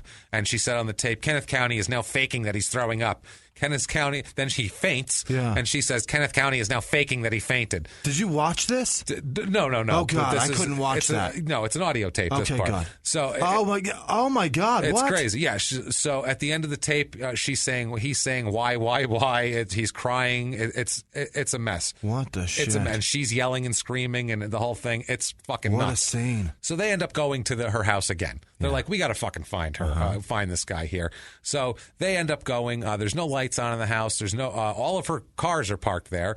They can see from the outside of the gate. Gallagher sees a burnt mattress in the front yard, which is a weird sign. I don't have any burnt mattresses. How many mattresses you burn in your yard? It's also a bad sign. I've never once burned a mattress. Never. Not once. Not in my yard, especially. I did once when we were a kid. Blow up a waterbed mattress in the backyard and bounce on it. That was a blast. A lot of fun, actually. That sounds good. You could sit on one side of it and then bounce on it from the other side. Those fucking bladders that they put on the lake. No, that sounds only like there's fun. No water and you get hurt in the backyard. Oh, you're obviously gonna get impaled with a rock or whatever else is on the ground. That's great. So these cops, they obviously go through the rungs of the gate again, and they go in here and they pass the burnt mattress, and there's another burn pile there. They use their flashlights and they see what appears to be a knife handle and a melted blade, tree limb clippers, a partially burnt chair, and a piece of a bone. Okay, the bone was approximately 3.5 inches long with a large piece of fleshy material attached to it, according to the court documents. The officers, they go up to the door, they knock, they identify themselves, no one answers. They go back to the car, but they sit there. They're concerned that the bone, mainly. That's the main thing. Right. They're like, the mattress would be one thing, but the bone is really suspicious. It's really just weighing on my mind. We really want to find out that that's not Kenneth County here. Let's just do that. So they stay there. They call the assistant county attorney, and they said they have enough evidence to do a well-being check on County. So they call for assistance. They do that. More officers come. They take their rifles and shit, and they walk up to the door here. They're just in case. They don't know what the hell they're walking into with this woman. So they knock on the door. They bang on the sides and the windows. I mean, they're doing we need to get the fuck in here. They end up going back to the door, and Gallagher kicks it open because now there's a bone and a missing person and a crazy lady who stabbed people with scissors and shit. We need to know what the fuck's going on. And the county attorney said, do a well-being check, which means you can kick the goddamn door and find out if somebody's okay. They do that with old people all the time. I can't get a hold of my mom. The cops go over, kick the door. Also probable cause with the bone. 4 days. The bone is a big deal. That's what made them go call him. Like otherwise, it would have been like, I don't know, he's not here. But the bone, a little bit weird here. So they kick it open. They go in. They hear a commotion, and then they see Sheila walking from the front gate toward them. Now she's there. She said that Kenneth was not here. Cops said, can we look inside? She invited them in. She gave them a room-by-room tour of the house. She seemed happy to give the tour, like she was having company over. Like, we just redecorated. Come in here. Look at the wallpaper. Fucking ridiculous. They found a pair of sneakers that she said belonged to County in the basement. She told the officers they were not allowed to take them, though. They have to stay here. After the whole tour, they all walk outside, and so at this point, they're like, let me ask you one thing here. We get that nice tour, good house, like your wallpaper. It's very nice. You did it very well. They're even. That's hard to do. There's no bubbles or anything. But what about this bone we found out here? That's going to be an issue. What do you say about that? The whole reason we're here. She said it is from a rabbit and explained that she cremates her rabbits usually. And he said... I cremate them all the time. So I burn them in a pile on a mattress. Don't you burn your rabbits on a mattress? That's what I do. The officer said it's a little too big to come from a rabbit. It's 3.5 inches. And she got super pissed off and Jesus Christ. She said, well, it's either from a rabbit or a pedophile. I don't know. That's her answer, which I don't think that's normal. So the cop says, why did you just say it could be from a pedophile? And she said, I didn't say that. And they're all like, we're all standing right fucking here. You just say that. You just said that. So they said, well, can we take the bone to find out which it is? And they said, no. It's Get off my property. Move. Get off my property. So they had to leave. Really? They can't even take it? I say somebody should have knocked her with a nightstick and dragged her to the car and went, take this fucking bone. She's crazy. We got some talking to do, lady. She won't remember any of this anyway. So they leave. They go to get a search warrant, obviously, here. They go to get a search warrant to get the exterior. They come back. They come back, and Sheila's in her kitchen covered in ash and soot and holding a handgun when they get there, which is a scary sight. Yeah. She looks like a coal miner with a handgun in her hands, like, holy shit, what the fuck? She told Lieutenant Michael Wallace that she'd burned a pedophile. That's what she said. They were like, pardon? And there was also Police Chief George Dodge is there, and she's like, well, yeah, I've been burning a pedophile. Obviously, I'm covered in soot. Jesus, you'd be too. You know what I mean?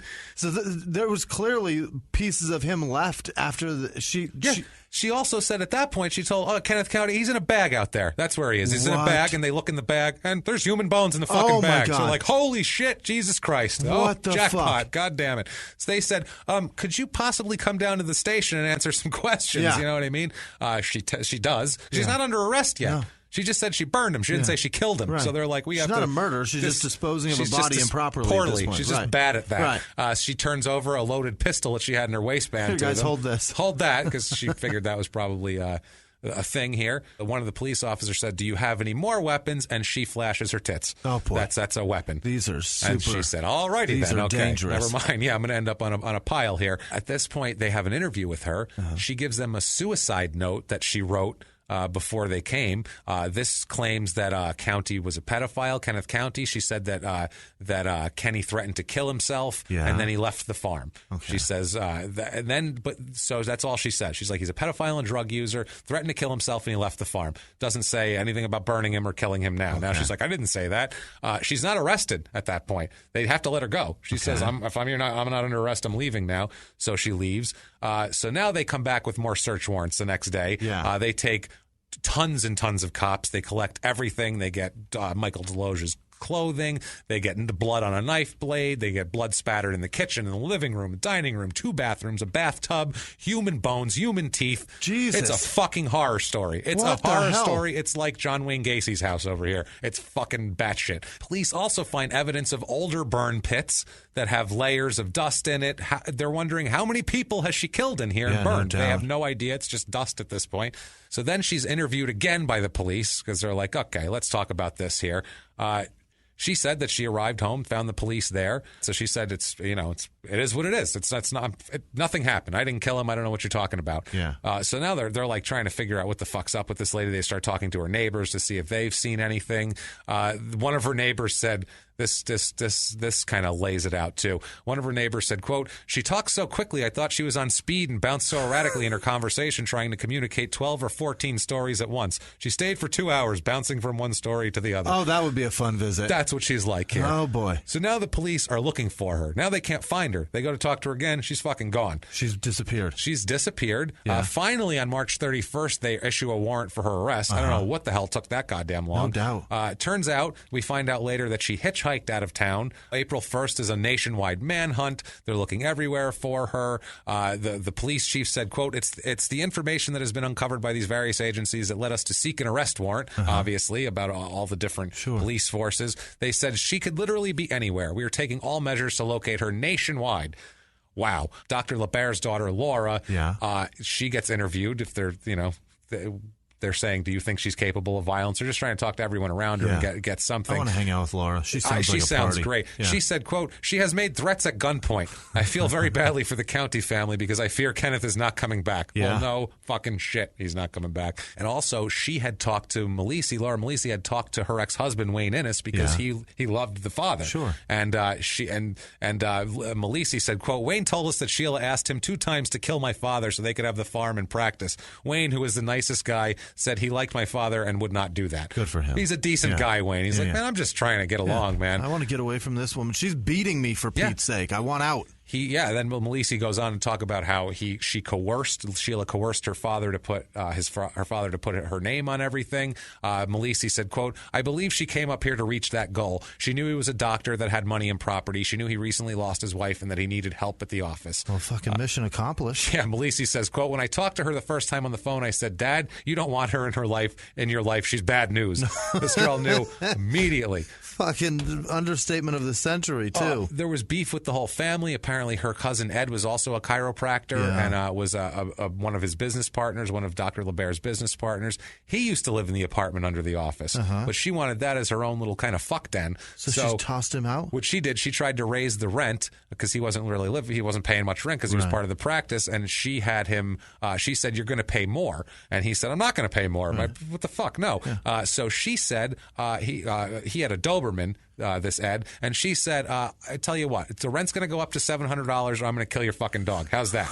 He said, no. 3 days later, dog dropped dead. She is straight gangster, man. 3 days later, dog's dead. Just dead. Dead dog, not sick, just dropped dead out of nowhere. Perfectly healthy dog, and now it's dead. Yeah, so she says also, Malisi, quote, before he died, my father called me and we made plans to go riding. He took me into the living room to show me where he had hidden money for my brother and I, and she had control of all his accounts. He probably thought the money was safe on the farm, which it was not because it was not there. Laura Malisi even says that Sheila, quote, she stiffed me for the catering bill and the musician for the funeral, too. Wow. Took everything and also made him pay for the funeral. Oh. Absolutely not a good person here. A musician at a funeral. A musician at the funeral. Well, yeah, they have like a harp player or a, maybe they play amazing. Rich people do different shit at funerals. That's fucking awesome. I want nothing to do with that. I'm not wealthy enough to have any sort of musician at my funeral. I don't know that I want to be that wealthy if that's got to be a thought and an argument and a talk. I don't want it. You could put it in your will, what you want. It's here right now. No, don't do it. April 2nd, she's found in Revere, Massachusetts. They find her. She had her hair cut and dyed red using a different name. The Joker. The whole deal, yeah. Absolutely. She is found outside of a Taco Bell in Revere, which is where you find all the major criminals. You know what I mean? That's where John Gotti was taken down, outside of a Taco Bell in Revere, I believe, right? Just picking up a bean burrito. That's where they got Dahmer, I think. It was not in his apartment. It was in outside of a Taco Bell in Revere, Massachusetts. Although Gacy may have been at a KFC. That's possible. He ran one, didn't he? Yes, he did. Yeah, several, I think he owned. She gave them a fake name initially, but they were like, no. We know who your crazy ass is. Come with us here. Put the scissors down, lady. Yeah, put them down. She had a large amount of cash and marijuana on her. She's like, I know what I need. Weed and cash. I'll bring that shit with me. Sounds like a good trip, though. That's not a bad trip. not a bad trip. She's just fucking and getting free rides and then smoking weed and spending cash at Taco Bell. That sounds great. Man. Not bad at all. So she said they sit her down. And she tells another version of what happened to Kenneth County. She said that she'd renamed him. Oh, boy. He was no longer Kenneth County. His name was Adam Olympian LeBare now, which is insane. And then she said she'd cut off the relationship when she found out she was a pedophile because she hates pedophiles. Yeah. That is number one. She said she didn't kill him, though. She said, quote, nothing bad happened. I fell asleep. I woke up and he was gone. Oh, that's it. Weird. Whatever. And during this interview, she'll change the subject. Yeah. She'll talk about him being a pedophile. She'll talk about her family. She'll start talking about the neighbors and their domestic violence again. She's like, what in the fuck? She said Kenneth disappeared, but did you guys know those people across the street fight? Oh, I hear all sorts of. You should hear them argue. He is not polite to her. You guys want to meet my rabbits? I got tons of them. She said she burned the mattress because, quote, she'd slept on it with a pedophile. Oh, so who wouldn't burn it? You know what I mean? She said maybe at that point, while it was burning, Kenny possibly might have fell into the fire. She's not sure, though. She said, I never harmed him. I don't know anything about it. He might have fell in the fire. And then she also said, but I don't feel bad he's gone. No, I don't feel bad about his disappearance. He's a pedophile. So what they do is they charge her with first-degree murder of Kenneth County, and she's denied bail. She has no explanation of how teeth and bones are all over the fucking place. Well, she kind of said maybe he fell in the fire. Yeah. And then also Michael Deloge, she said, I might have burned him too. I'm not sure. I'm not sure. I'm not positive. They fell in a fire and spontaneously combusted and exploded everywhere. She had 8 different versions and bones and burned shit. So they said, tell you what, let's charge you with 2 murders and we'll fucking sort this out later. What do you say here? We'll let a judge decide. Yeah, let's do that here. So pre-trial, they obviously try to suppress the evidence, seized, which doesn't work at all. The whole deal. She's full of shit, and she's really trying to bring it home hard here. She enters a plea of not guilty by reason of insanity and files a notice of the insanity defense. At the same time, she waives indictment here of for a plea. She pleads not guilty by reason of insanity to the murder of Michael Deloge as well. Yeah. So she's like, I am crazy. I don't know if you folks have been around me for 5 minutes, but I am crazier than a shithouse rat. Let's do this. So she's sitting here. It's May 13th, 2008. The trial goes on. She has her attorney, this poor bastard, Jeffrey Denner is his name. He had to just be like, I don't even know what to do with her. What do I do with her? She's not helpful either. She's probably flashing her tits, and he's like, I need statements. Do you have anything that can help me? Your tits aren't helping, okay? They're not. I do have a statement. Look at these. Touch them. Boom, feel them. Weapons. Grab a hold. He also has psychiatric reports here this whole time here. She is saying she has several psychiatrists that are like, oh, she is crazy as shit. She's a psycho. She's nuts. She told them that they were pedophiles, and then she'd been a victim of incest, and she wanted to rid the world of pedophiles. The jury hears hundreds of recordings. I've been a victim of incense, though. Of incense? Yeah, when somebody just burns one and you walk in the room and you're just like, what the fuck is that? What is that? Goddamn honeysuckle? That sounds like shit. You're putting smoke in the air and trying to make it that's supposed to smell. Do you really? Yeah, it's vile. I like it. It's depends horrific. On the flavor, though. I like the fruity flavor. I dig it. Yeah. You're burning. You're putting smoke in the air. That's not good. I like that. That's I like not smoke. good at all. I like it, Jimmy. Damn it. I like it. What are you doing? What are you doing for smell, huh? You got Glade plugins over there? No, like I got even better. I got better. I got plugins like a I woman? got candles, man.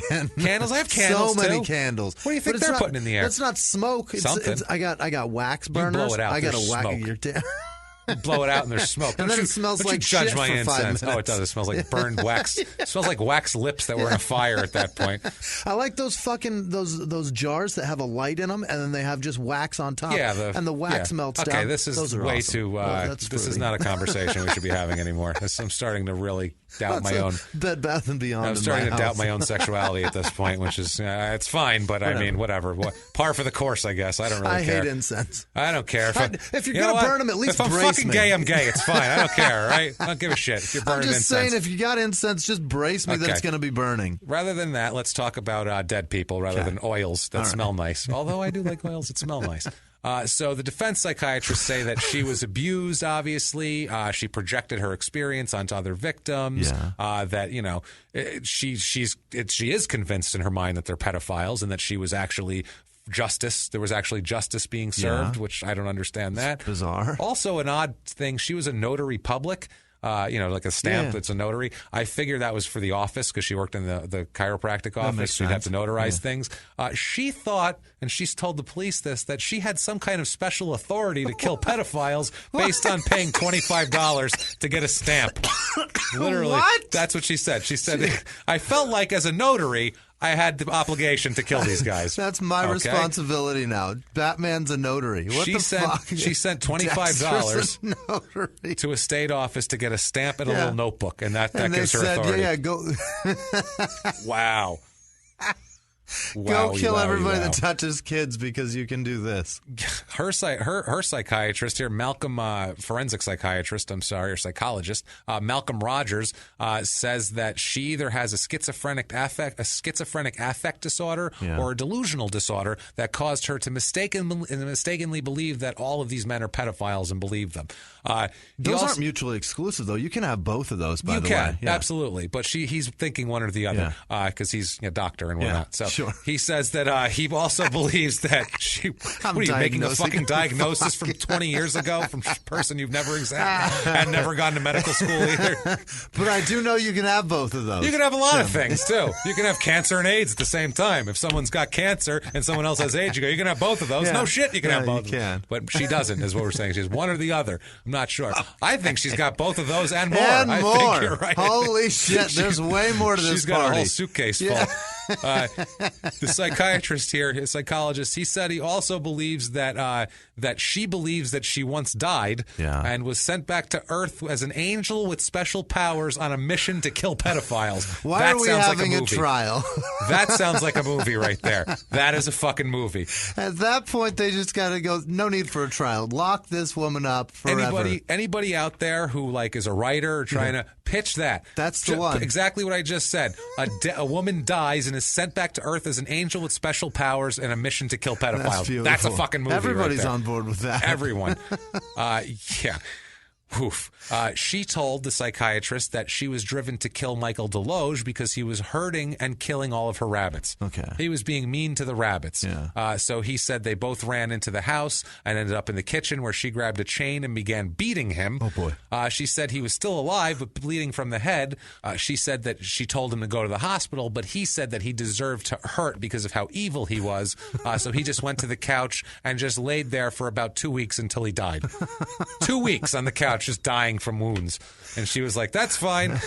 She said that Kenneth County's death was an accident. She said she woke up one morning and he wasn't in bed, so she got up to look for him, and out of nowhere, he was choking her. And she was like, what happened? So she wriggled out of his grasp, and she said, and he told her at that point that he was only there to steal her money, and he wanted drugs, and so they argued, and somehow in the bathroom, there was a struggle, and he slipped and hit his head on the tub. And that was it. Done. Well, let's see what she says. She said, quote, he just stared up at me. He didn't move. I started CPR on him. I didn't know what else to do. I was screaming his name. I tried everything. And in a second or two, I immediately started CPR on him. I used to be certified years ago. I did the best I could. Holy shit. So then, once she knew he was dead, she said that she should set him on fire to give him, quote, a kind of a Native American funeral. What the fuck is that? But you can't do that. She just makes up shit as she goes. She really does. And I thought Vikings burn people. I watched a movie once, so I can give proper Indian burials. Yeah. So, one saying... What the fuck is she doing? Oh, my God. It's crazy. So her stories are fucking great, though. They are crazy. Oh, she's crazy. Then they show the jury videos and tapes. They play the tapes of her, yelling at County and did all this shit, yelling at him. There's one tape where she's saying, you flipped and did me wrong. You brought the police here and blah, blah, blah, and getting mad at him. They show her one of her police interviews initially when they brought her to the station.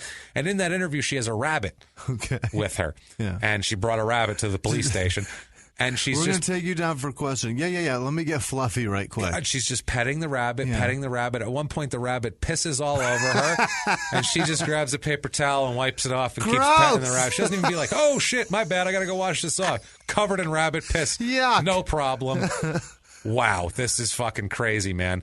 They bring her sister on the stand. Her sister tells horror stories of her being her childhood, alcoholic, abusive father. They talk about her suicide attempts. They talk about all this crazy shit that she did. It's mainly just this is building up her case. Sure. Her sister is like, you have no idea. She said that the sister said that one time as a kid, not only did the father's friend molest her, the father molested her. She said one time there was a man's face in the bedroom window in their room as a child, and then she became super nervous after that and was always locking windows and doors and became super paranoid and that sort of thing. And so she's saying all of this. They're building a case, basically. During all this, LeBear, Sheila, is crying in the court, acting like wailing and crying. The whole thing is wild. They play the video, like I said, of the rabbit, which imagine if you're a juror and you're like, oh my. They play surveillance video of County in the wheelchair at Walmart, and which is like, you could see this poor guy sitting there. It's so sad, man. It's so sad. In court, she'll yell out. She'll just, he was a pedophile, and just that was that. So it's like, okay. I mean, she's also trying to say that she's crazy. Of course. So, she's pandering to that side of the courtroom trying to get attention. Yeah, the state's psychologist in the end ends up saying, quote, it's not that she killed them because they are pedophiles. It may have given her an excuse to kill them because she is sadistic. Yeah. That makes much more sense to me than the theory that she thought it was morally right and she had to rid pedophiles from society. Right. Like, let's go with the obvious here. God damn it. Like, they show a video of this psychologist interviewing her, and he, like, just tries to, poke the bear. Yeah. And at one point, he says, like, I don't think it was Deloge. I think hurting the animals. I think it was you hurting your rabbits. She freaked out. I didn't kill my animals. I never hurt an animal. And she's throwing shit. Like, he's like, okay. That's a good tool. Just imply that she fucked up and see how she reacts to that. That's brilliant. It's brilliant. So finally, June 21st, 2008, is the jury is out. I don't know how long it would take them to. They have 13 hours. 7 seconds. Well, it's 13 hours, but I was saying I don't know how long it would take me. Yeah. They end up taking 13 hours of deliberations. How long does it take to walk from here to the jury room and back? That's how long it takes. How long does it take to make eye contact with the juror next to you and go, what? The second day of trial? Yeah. Like, whoa. The fuck are we sitting I know we're not supposed to on? discuss this, but we can roll our fucking eyes here. And wow, is she crazy? Did you guys see how she reacted to getting pissed on? Can we just not have this trial? That's enough right there. That's enough right there. So they end up finding her guilty of 2 counts of first-degree murder.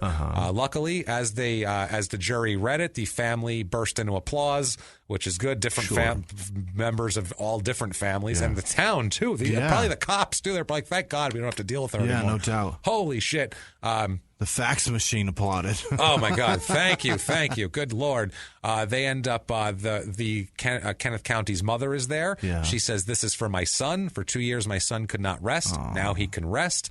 Her lawyer plans to appeal, obviously. He said, quote, "It continues to be our belief that she's deeply crazy and insane." Okay. We also understand there's a huge amount of emotion in this case that clouds the issue. That tends to happen when you kill 2 people and burn them. I love that a lawyer says she's deeply crazy. Deeply crazy and insane. She is fucking whacked in the head. I think he just put it like did a little circle in his head. Anyway, that was one of those. She's crazy. I don't know. So, holy shit, man. So the jury sentences her to 2 life sentences without parole. Whoa. Sheila is getting her ass to prison, goddammit. County's mother said, quote, "Sheila LeBaire took advantage of my son, who was a kind, caring, gentle young man who could not socially defend himself. She was a master of evil who deliberately tortured him. Sheila LeBaire stripped my son of all his dignity and self-worth, and in the end, she murdered him." If she had been found insane, it would have just been further hearings to see when they let her out, like Hinckley basically would do one of those. Every 5 years they'd review. And Chapman. May 28, 2009, they auction off the farm. Really? It sells for $600,000. Whoa. At that point, that was right after the economy collapsed. Remember, the housing market fell out. $1 million home took got it for half, pretty Yeah. much. There was a big picture of the auction because they did it on the front lawn with a little podium and everything. So a petite woman in an overcoat bought it. That's all we found out. It's a little lady with a paddle. That's it. She bought it. I guess, who knows? So July 2012, this nice petite woman has her own little farm. Yeah. And on that farm, they find some toes. Oh, my God. And on that farm, they find some toes. Fucking A. Is that how it goes? Or is it E-I-E-I-O? I have no fun. Now you confuse me. Oh, that was Bingo. That was Bingo. the song you were Bingo doing. was, yeah. And on that farm, they found some toes. Oh, it was Old MacDonald. Toes. I don't know. Fucking whatever. So they find Old some toes. MacDonald had a farm. That's the one. And E-I-E-I-O. on it was some It was 10 toes, right. So they find toes. Yeah. They have no idea who it's from or whatever. They know it's not Deloge or County. Yeah. They're like, okay, that rules out too. So they say, quote, "Investigators did find remains of a third person. There's no way to determine who it was." Oh, my God. Unidentified man. That's all they said, is that they know it's a man. They don't know how long they've been there. They don't know anything. Through DNA, you can tell that It's a guy, gotcha. How can you look at a toe and be like, that's a dude's toe? Because I've seen some women's feet that look pretty dude-like. Definitely. We'll say she's killing guys out there. Assuming she's only killing dudes. Yeah, they said the toes were located out near her property, kind of on the edge of it there. She probably said, "Let me toss these." I figure she tossed them like a handful like Dahmer did with his first bones. He just spun around. Like she's overseeding the grass. Yeah, it says, "If additional information is developed that indicates those toes belong to someone who met with foul play, we would look into that," the police said. I mean, 10 toes, how the fuck else do those come off? You know what I mean? That's what I'm saying. You got a pretty goddamn good story if those just come off. Yeah, absolutely. So now she's in prison for a few years. She writes to the newspaper while she's in prison. The New Hampshire union leader says she wants to serve her 2 life sentences in New Hampshire or Massachusetts. Yeah. There's some sort of inmate exchange, and she ends up in Florida. Oh, and she doesn't like it down there. She says, quote, "The truth is, I'm afraid and in fear for my life. 2 white female staff members abused me physically and psychologically in May 2012. So she's saying that. She's also saying, Jesus Christ, she says she's writing letters saying that the staff began a cover-up with her abuse. She said, quote, "This is a very corrupt prison," which I'm sure it is. Yeah, it's prison. They all are. She said, she's just talking, she's saying everything. "I miss here. They don't like me down here because I have an accent, because I have a northern accent, even though she's from Alabama." I don't understand it. She said, I'm a Yankee. I even have a light Yankee accent. Well, put on your southern one, asshole. You're from Alabama. And who says Yankee, by the way? Yeah, down south they say Yankee. Do they still say that down there? Yeah, really? Do. You bet your fucking ass. Jesus. You bet your ass, man. You lost. Stop it. You're all Yankees now. No shit. Everybody's a Yankee. Shut up. Her lawyer got letters, too. She wrote letters to everyone. Her lawyer did, and they asked her lawyer, and her lawyer, who's not her lawyer anymore, said, quote, I don't know what's going on. Prisons can be abusive places. And he kept walking. I was like, fuck do I know? I mean, that's what it is. That's why you don't want to go to prison. He also said, quote, she wanted to be sane, but she was the craziest person I ever met. When the verdict was read, she collapsed in my arms and said, thank God they know I'm sane. She was happy. What? She was happy that the jury judged her as sane. Doesn't matter if she's going to prison. She collapsed and said, thank God they know I'm sane. That is the craziest person I've ever fucking heard of. But I'm happy she's in prison. She doesn't belong anywhere else. Her sister said that, she did awful things. She didn't get the death penalty, and no one has the right to mistreat her, goddammit. Okay. Yeah. I mean... They talked to the prosecutor, the assistant attorney, Kristen Wilson, 10 years after the trial, and she said that, quote, Sheila LeBaire herself was fascinating. She just said it was the most fascinating case she's ever encountered. Still, she said, quote, she was at one point in time a beauty contestant. She is from the South and can turn on a Southern accent and charm, so she could be very charming but also very intelligent and very terrifying. No shit. Yeah, so, she's sitting there stroking a rabbit while it pisses on her. And she kept denying it, but they kept doing tests. And they found DNA and shit. And she said, the prosecutor said, I think, quote, I think some of the progressive forensic technology really got her to the point where she accepted responsibility, but proceeded with the insanity defense. That's ridiculous. So, all sorts of people were coming forward. There was tons of other people. They found hundreds of audio cassettes of her speaking to men on chat lines. What? She would just record them all. Just recording shit. Tons of them. They said hundreds of audio cassettes. That's somebody that's a weirdo. People that just record shit for no reason. Yeah, I don't know if it's spank bank type shit or what, but it's crazy. They said they're possibly going to look into the toes. They don't even know. One of the residents here said, quote, you tend to think of Epping as being a small town. What does that mean, a small town, where everybody knows what everyone else is up to? Everybody is watching everybody. So you would think that people couldn't just come from a farm like this and disappear, or come to a farm like this and disappear. The police, Cote, one of the police detectives said, quote, people started realizing that even in a small town where everything is nice and beautiful and everyone knows each other, that we can still have a horror going on in someone's home that you don't know about. Bad shit happens. He just that's the mission statement of small town murder. That right there sums up our whole fucking show. Exactly that. Bad shit happens everywhere. Poor Dr. Wilford J. LeBaire is buried in Hillside Cemetery in Seabrook in Rockingham County, New Hampshire. Nice. Poor bastard. And Laura Malisi still doesn't have a fucking dime out of that. No doubt. She didn't even get restitution. Well, she doesn't get restitution. She didn't get the farm. No. She got shit. She got nothing. Wow. That's a crazy story. Like we said, we've heard that story a couple of times. We've heard her name. I did an 18-minute one here, a 20-minute podcast here. I don't think anybody got into it as deep as we just did. So fuck you guys. Not you guys, but fuck the people who did it first, because we do it better. They That's likely skipped the rabbit piss. They skipped a lot, probably, I think. We got all up in that ass, and that's what I like to see. If you like that, everybody, please get on iTunes. We beg you for 5 stars. Sure. Anything you want to say, like we said, tell us what you're wearing for Halloween, and we'll be excited about it. But just help us on the business end. Yes. If you want to go to patreon.com/crimeinsports. Crime in Sports. There's the one. You can donate to us there, and every cent is appreciated. Like we said, it's so appreciated. If you want to make a one-time donation, you can do that at PayPal using our email address, crimeinsports@gmail.com. That's the one. And you can email us also at that address, or if you want to get a hold of us on other social media, you can do it on Twitter @MurderSmall or Facebook.com/SmallTownPod. Those are them. And Jimmy, you have a list of our producers, our heroes, our goddamn heroes of the week. These are the people that have been amazing to us this week and help us continue to do this show. Jimmy, hit us with it. It's been amazing. Thank you guys so much. And keep the emails coming. We read every one of them. Even if we don't get back to you, I promise we have read it. Linda Prost, our jogger extraordinaire. She's out running the country still. Thanks for listening, Linda. Chrissy Ann Castaldi and Jess Landgren. The two of you are fantastic. Linda and Jess and Chris, you guys are amazing. Yeah, amazing. Thank you so much. All of you. Very, very much. Thank you. Heather Cotton, Emily Ham, Diana McCann, Ann Fan. I think it's Ann. A-N-H. I hope so. That'd be cool. That's a good name. Aaron Tanner, Carolyn Jackson, Jennifer Harris-Frowen, Laura Sinclair, Latasha Jacket, Paulina Kyriakos, Mary Faust. She donated twice. Thank you, Mary. Wow, thank you, Mary. That's amazing. Kathleen Hoke, Karen Seifker, Siefker, C for Seifker, whichever. Thank you very much, Karen.